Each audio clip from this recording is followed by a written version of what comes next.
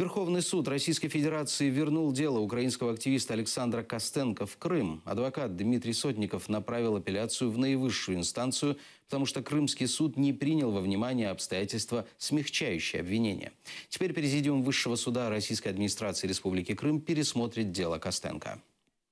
Верховный суд Российской Федерации счел, что изложенные в ней доводы как раз наоборот являются существенными и должны быть рассмотрены именно в Президиуме.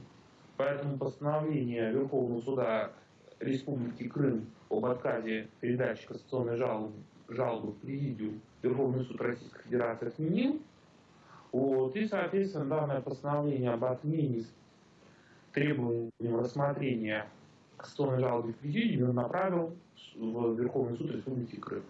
Соответственно, когда Верховный суд Республики Крым получит это постановление, он обязан будет истребовать дело Костенко из суда первой инстанции, это Киевский районный суд города Симферополь, и рассмотреть его в кассационном порядке.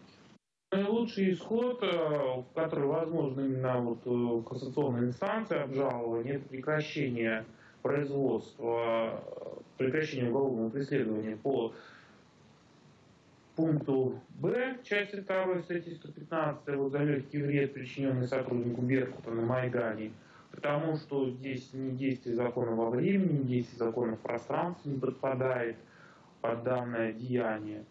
И, соответственно, мы считаем, что по данному деянию должно производство прекратить, а по части 1 статьи 222 по поводу ствола должны передать на новое рассмотрение в суд первой инстанции.